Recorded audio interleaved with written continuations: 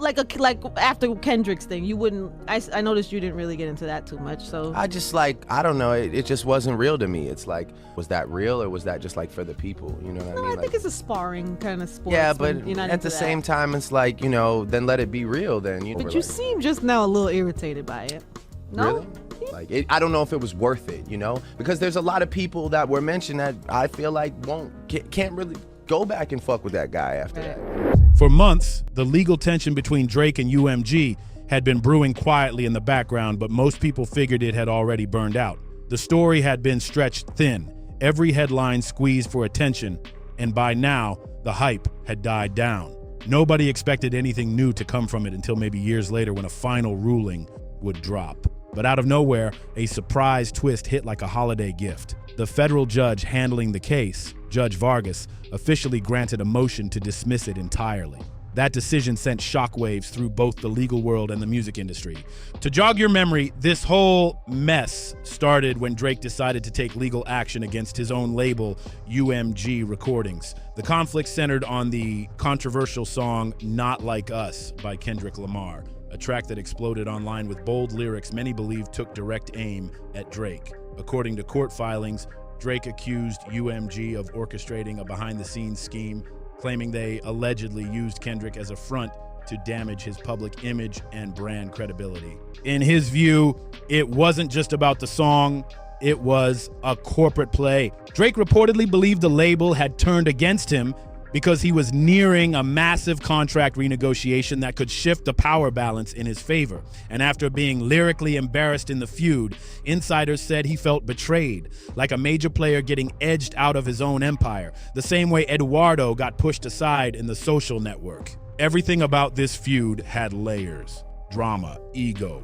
and decades of subtle shots flying back and forth. The biggest irony in the whole situation, Drake himself helped build this entire storm. For years, he and Kendrick kept tossing subliminals like chess players trading quiet threats, keeping fans guessing who'd strike next. They didn't just fall into a rivalry, they fed it, fueled it, and made it part of hip-hop history. Hip-hop's always been a competitive arena, almost like a high-stakes sport, and for the culture, this was pure entertainment. Fans everywhere were glued to their screens, decoding lyrics, analyzing bars, and choosing sides like it was a championship match. You can't even walk outside. Because anytime we're at a party, someone's going to play a song that's about you being a pedophile and we're going to sing along to it.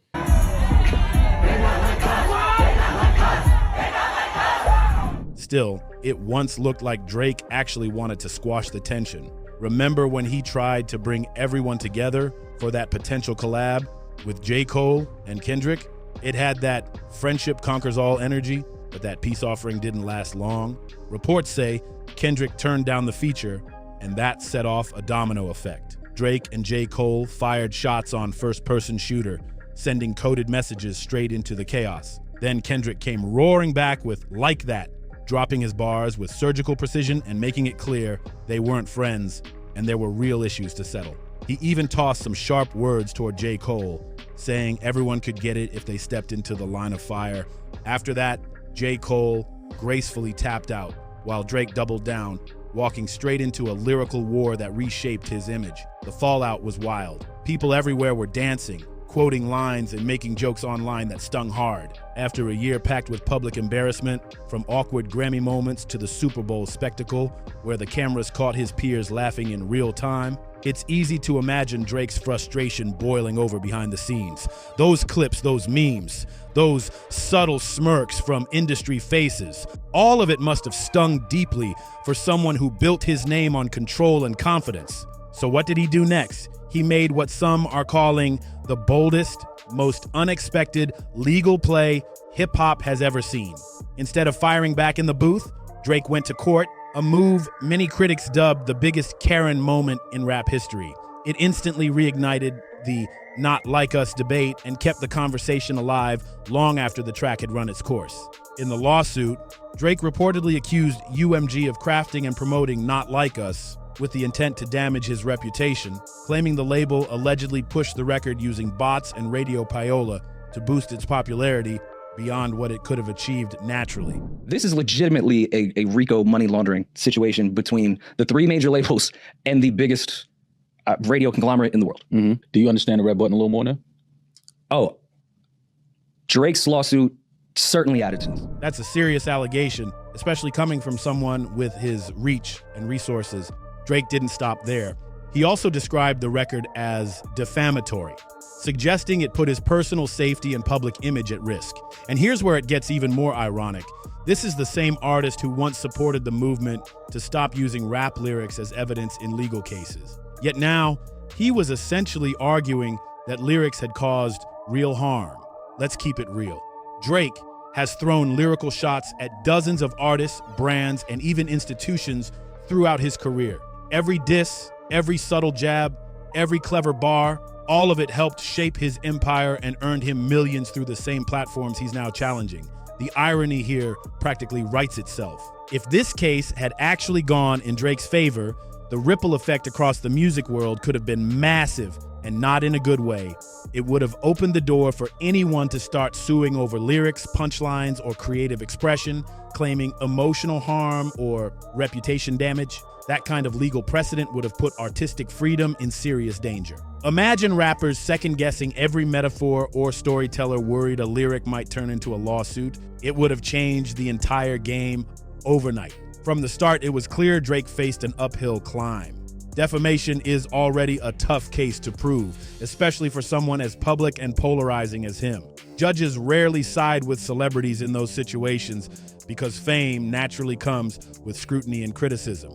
And let's not forget, Drake himself has delivered his fair share of biting lines that could easily be seen as defamatory in their own right. Even the judge pointed that out, noting that Drake's own lyrics included wild claims about Kendrick's personal life, suggesting relationship drama, and even hinting at betrayal among close friends. Those bars blurred the line between performance and accusation, making it nearly impossible for him to claim the moral high ground. When Judge Vargas issued the dismissal, the reasoning behind it made perfect sense to most observers. The judge agreed that any reasonable listener could recognize diss tracks for what they are: heated lyrical battles filled with exaggeration, emotion, and metaphorical shots. Hip-hop has always thrived on bold claims and creative dices, and the court acknowledged that context matters. The ruling even clarified that no rational person would truly believe Drake was what the song accused him of being. It was clearly hyperbole meant to provoke reaction, not a factual statement. In plain terms, it was understood as artistic shade, not a criminal accusation. However, what made the paperwork more intriguing was how it still referenced some of Drake's own questionable public moments over the years. Moments that blurred the line between mentorship and overfamiliarity with younger fans. One of the examples mentioned was his unusual friendship with then-teen actress Millie Bobby Brown, which sparked online discussions years ago about boundaries and perception. I met Drake in an Australian hotel. I was touring, and he was touring too, and honestly, his managers just came up to my dad and said, "Drake loves the show, come to his show tonight." And I was like, "Are you joking me? Drake? He wants to see me?"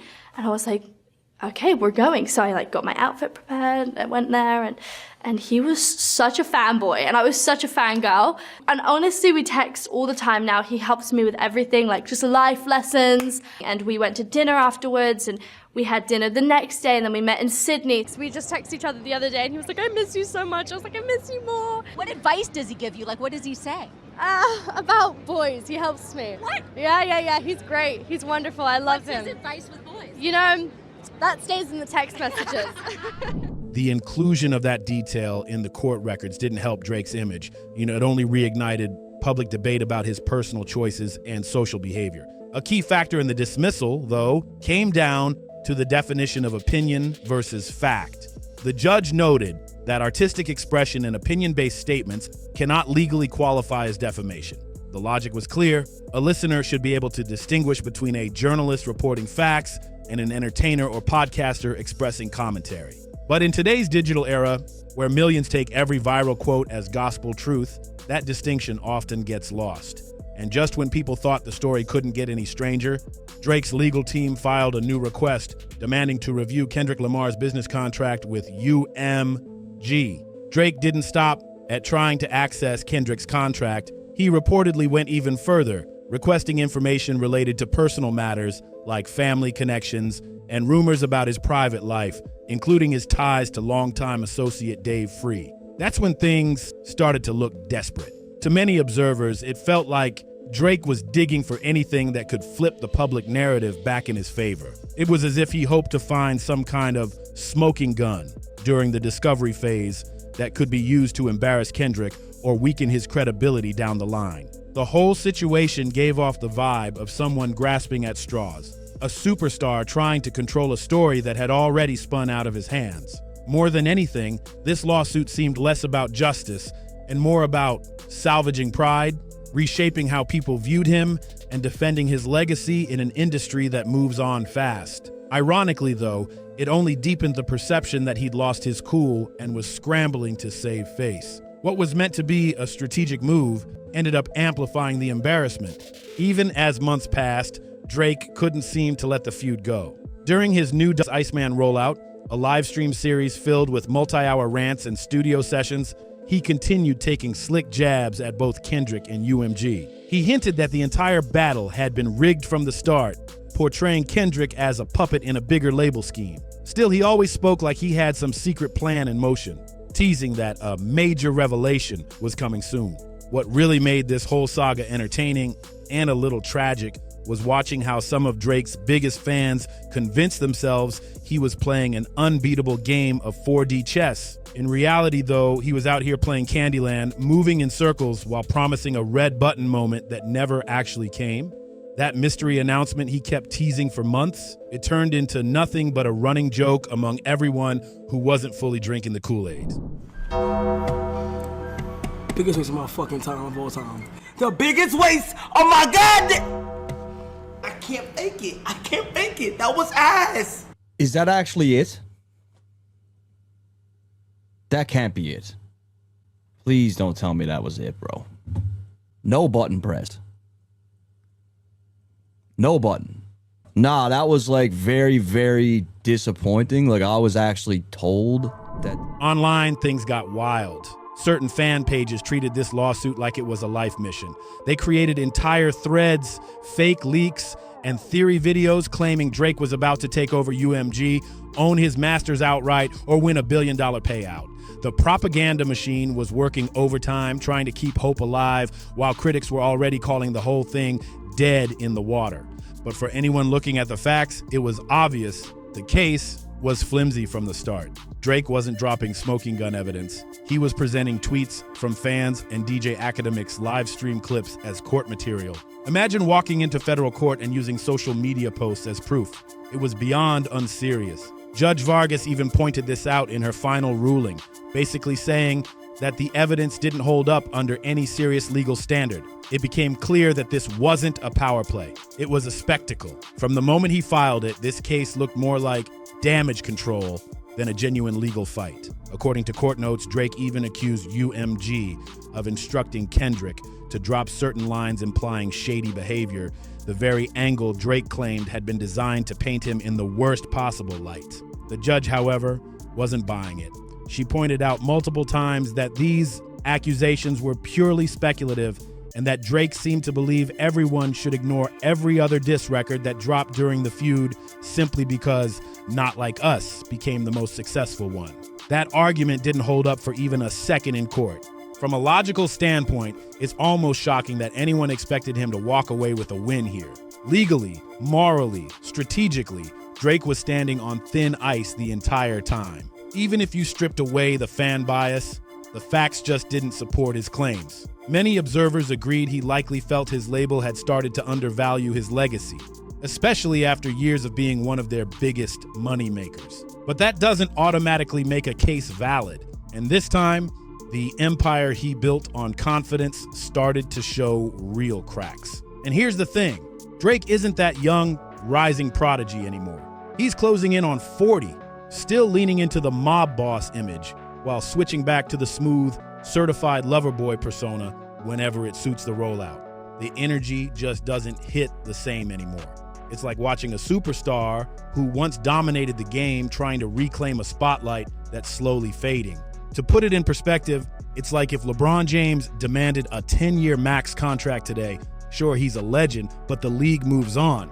Drake once could demand anything from the industry, but those days might be over. I think Drake is going to ask for something that no artist has ever asked for or received, and it's going to be very interesting to see if he receives that. As far as money, as far as compensation for damages, on the lawsuit side, absolutely.